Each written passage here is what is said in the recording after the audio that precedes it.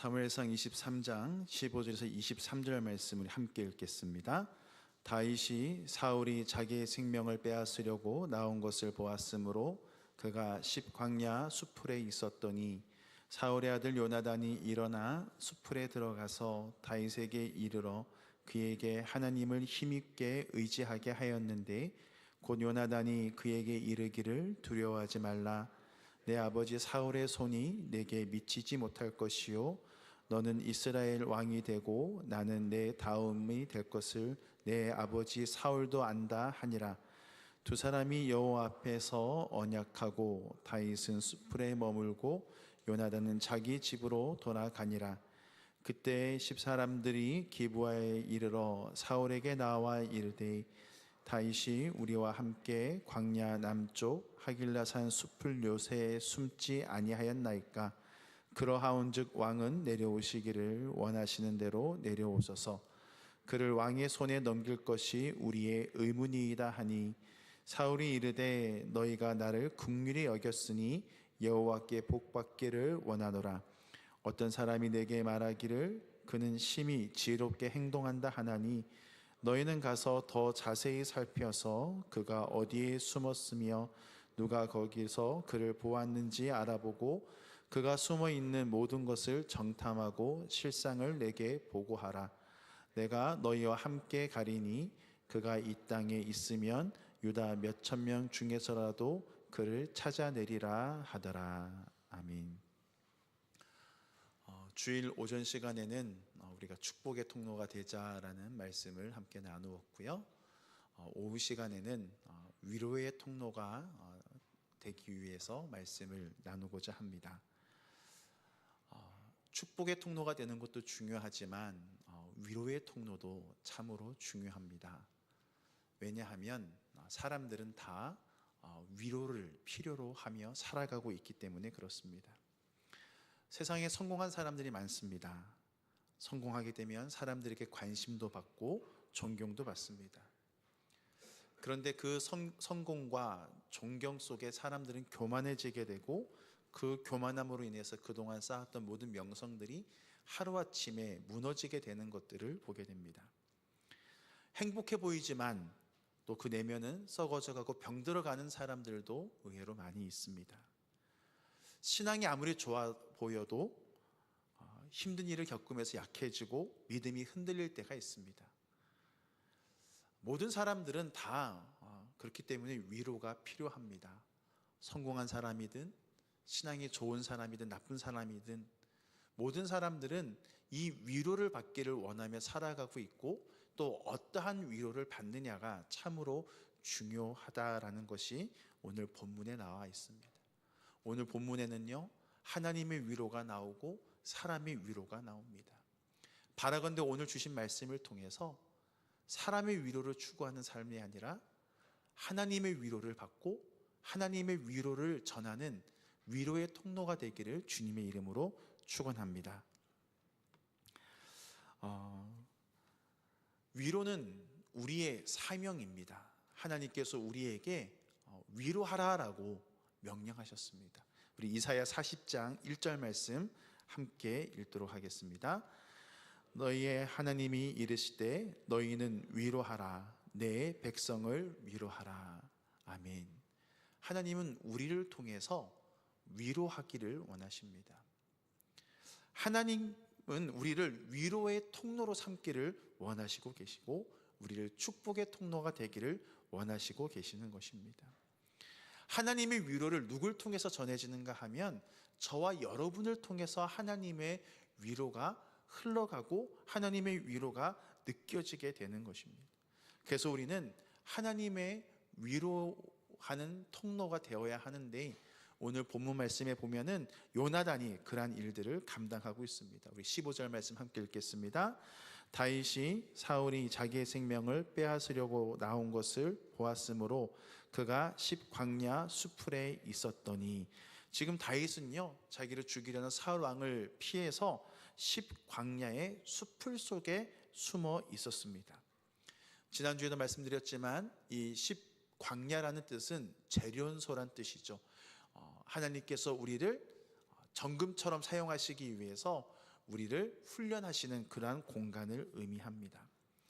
다윗이 아무리 전쟁에서 승리를 했다 하더라도요, 또 다윗이 하나님의 은혜로 이 광야를 피해서 숨어 다닌다 하더라도 다윗의 마음은 두려울 수밖에 없습니다.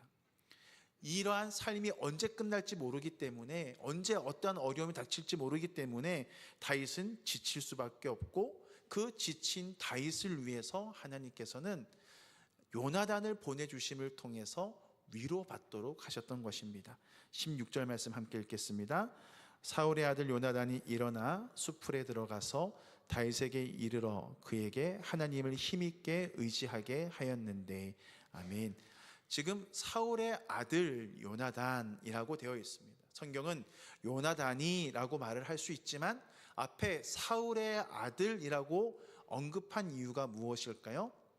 그만큼 요나단이 지금 다윗을 찾아가는 일이 참으로 어려운 상황 속에서도 요나단이 그러한 결단을 했다는 것입니다.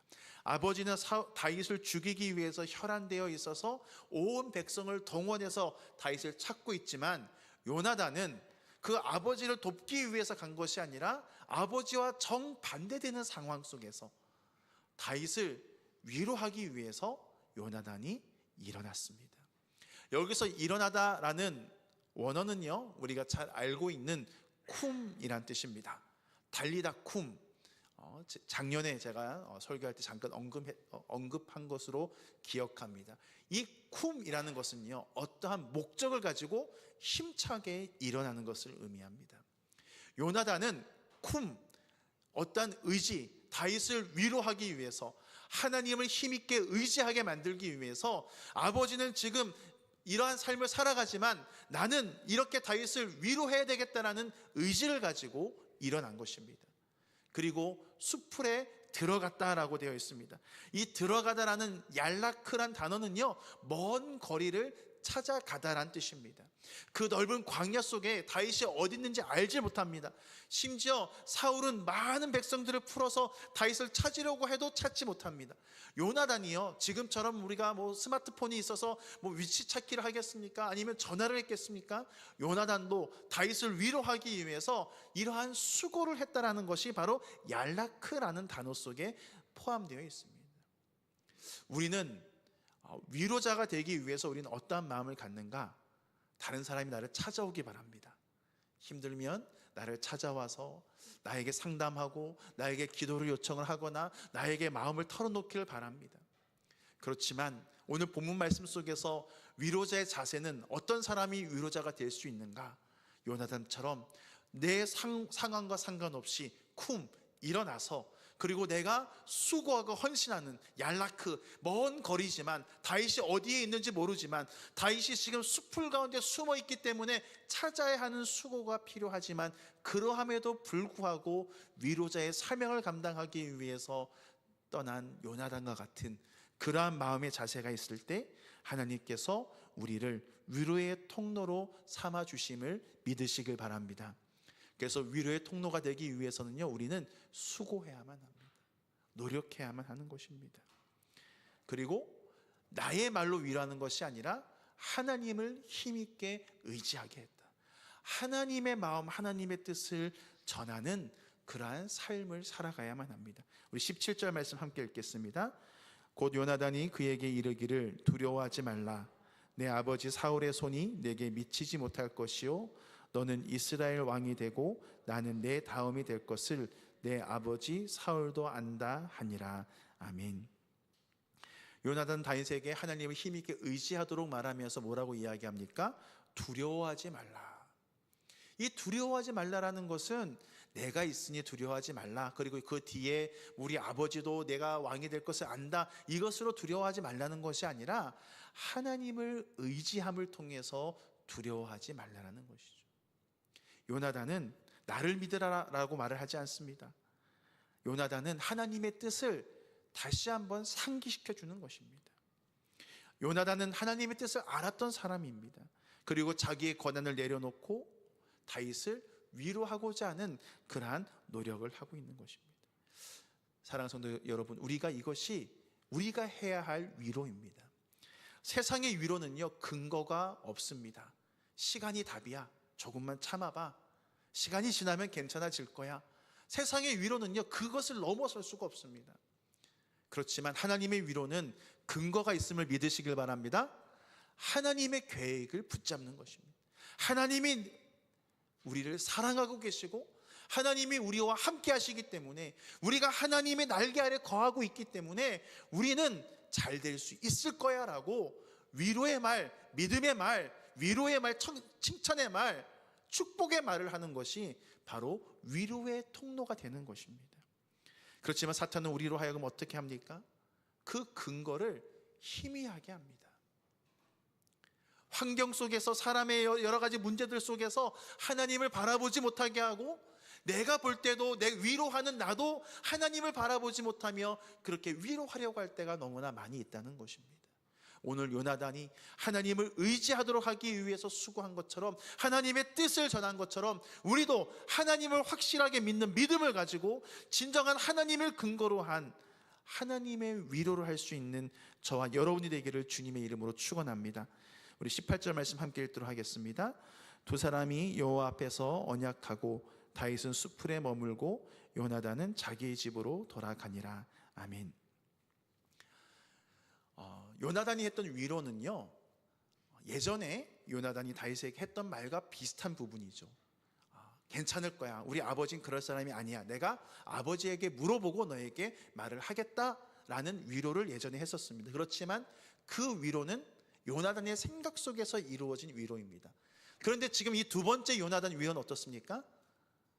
하나님을 염두에 두고 하나님의 뜻을 전하고, 그리고 오늘 18절 말씀에 보면 하나님 앞에서 언약한 것이죠. 이 일이 이루어질 줄 우리는 믿고 우리에게 주어진 상황 속에서 각자 최선의 삶을 다하자라는 약속을 한 것입니다. 그래서 다윗은 수풀에 머물고 요나단은 자기의 집으로 돌아가서 각자의 그 현실 속에서 주어진 일에 최선을 다하며 살아가기로 이렇게 약속했던 것입니다. 이것이 중요한 것입니다. 어떠한 상황 속에서도 우리는 두려워하거나 포기하는 인생이 아니라 우리에게 주어진 일들 속에서 최선을 다하는 삶을 살아감을 통해서 하나님의 위로가 임할 수 있도록 귀하게 쓰임받는 복된 인생이 되기를 주님의 이름으로 축원합니다. 사탄은 우리로 하여금 하나님의 위로가 임하지 않게 하기 위해서 우리에게 수단과 방법을 가리지 않고 우리를 공격합니다. 하나님은 전능하신 분이시니까, 다른 사람들이 나를 위해서 기도해 주니까 내가 이렇게 가만히 있으면 하나님이 언젠가 나를 위로하시고 나에게 힘 주시고 나를 사용하시겠지, 이러한 생각을 하게 합니다. 아닙니다. 하나님의 위로는요, 하나님의 역사는 누구에게 일어나는가? 하나님의 약속을 믿고 주어진 일들 속에 최선을 다하는 사람을 통해서 하나님의 위로가 일어나게 됨을 믿으시길 바랍니다. 저는요, 오늘 이렇게 대표 기도하는 이렇게 기도를 통해서 많은 위로를 받습니다. 오전에도 그렇고 오후에도 그렇고 주일날 설교한 그 말씀들을 다 정리하셔서 그 말씀들이 우리의 삶 가운데 이루어지기를 소망하는 마음으로 대표 기도를 오전 시간에도 하셨고 오늘 오후에도 해주셨습니다. 목회자로서 큰 위로를 받습니다. 기도에 많은 그러한 좋은 문구들이 많이 있을 수 있겠죠. 기도해야 될 많은 내용들이 있을 수 있겠죠. 그렇지만 목회자의 설교를 통해서 하나님께서 우리 공동체에 원하시는 그 뜻을 붙잡고 정리하고 그것을 요약해서 그대로 이루어지기를 위해서 기도하는 그 기도를 하나님께서도 기뻐하시고 우리 성도들도 그 기도를 통해서 은혜를 받고 위로받게 됨을 믿으시길 바랍니다. 그래서 위로는요, 이런 노력이 필요한 것입니다. 내가 정말 그냥 가만히 있다고 해서 하나님의 뜻이라고 해서 가만히 있는다고 이루어지는 것이 아니라 각자 주어진 일들 속에서 최선을 다해야만 합니다. 그러기 위해서 우리는 먼저 우리가 하나님의 위로를 받기 위해서 최선을 다해야 할 줄 믿습니다. 하나님의 위로를 받은 사람만이 하나님의 위로를 할 수 있는 것입니다. 그럼 우리가 어떻게 하나님의 위로를 받겠습니까? 하나님 앞에 기도하는 것, 예배하는 것이 중요합니다. 그래서 오늘 오전 시간에 하나님 앞에 예배하는 것, 아바드, 우리의 몸을 굽혀서 예배하는 것, 그것이 하나님의 복이다, 바라크다라는 말씀을 전했던 것입니다. 그리고 우리는 하나님의 통로가, 위로의 통로가 되고자 노력해야 합니다. 사랑하는 성도 여러분, 이번 한 주간 우리의 삶 속에서 위로의 도구가 되기 위해서 노력했으면 좋겠습니다. 여러분, 새벽 예배에 나와서 말씀을 통해서 하나님의 음성을 들으시고, 또 새벽 예배 나오지 못하시는 분들은 또 우리 유튜브 우리들의 시편을 통해서 우리가 그 말씀을 묵상하고 그 말씀을 통해서 내가 먼저 위로를 받고 그 말씀을 가지고 다른 사람들을 위로하기 위해서 일어나고 또 찾아가고 수고하는 이런 삶들을 통해서 우리를 통해서 우리의 가정과 우리 공동체 가운데 우리 주변 사람들에게 가운데 하나님의 위로가 흘러가는 데 쓰임받는 저와 여러분이 되기를 주님의 이름으로 축원합니다. 우리 19절에서 우리 20절 말씀 함께 읽도록 하겠습니다.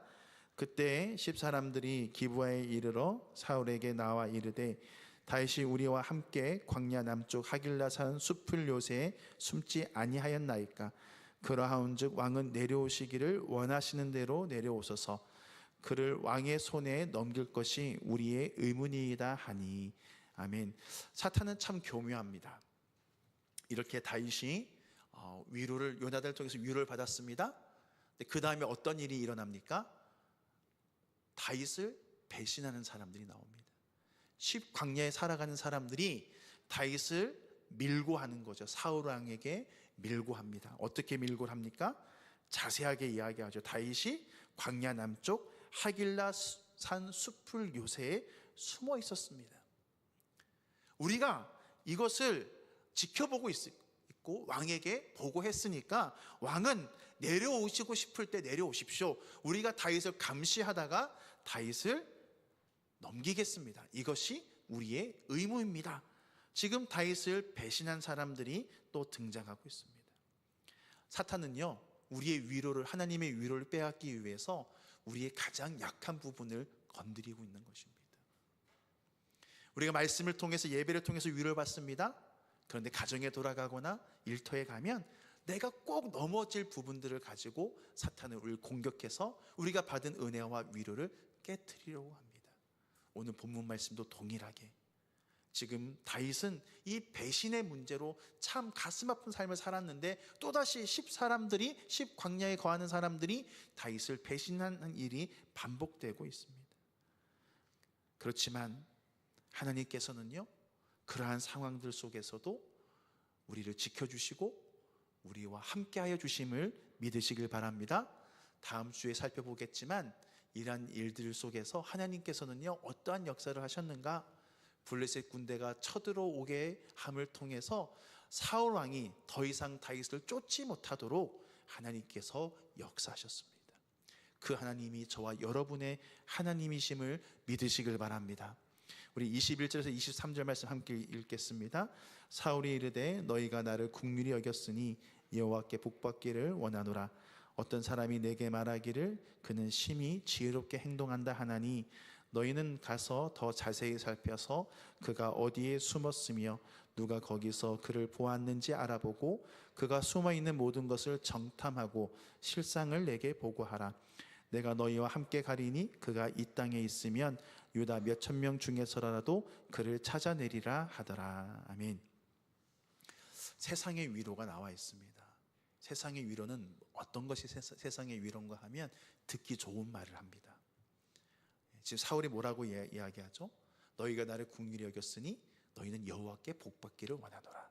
이미 사울은요, 하나님의 버림받은 사람입니다. 그런데 그 자기를 위해서 밀고 하는 그 사람들을 여호와의 이름으로 복받기를 원한다. 듣기 좋은 말이죠. 근거 없는 위로입니다. 그리고 또 그 다음에 계속 나오는 말들이 뭡니까? 너희가 지혜롭게 행동한다. 나는 사람이 몇천 명이 되기 때문에 능히 다윗을 찾을 수 있을 것이다. 세상의 위로가 이렇습니다.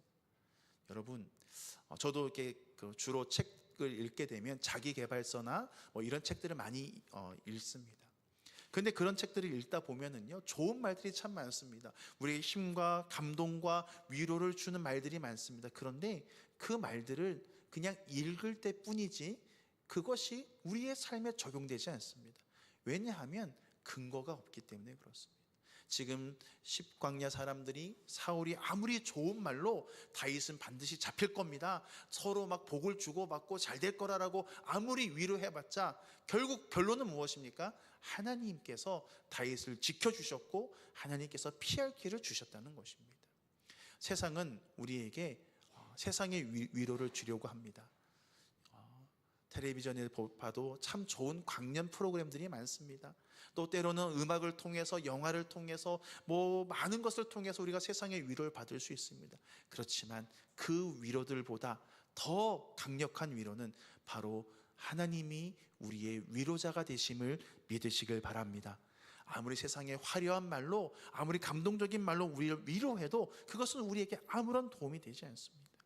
그렇지만 부족한 말씀이 설교를 할지라도 이 말씀을 통해서 하나님께서 우리를 위로하여 주시고 우리의 마음을 만져주시면 우리는 세상에 줄 수 없는 진정한 위로를 경험하게 될 것입니다.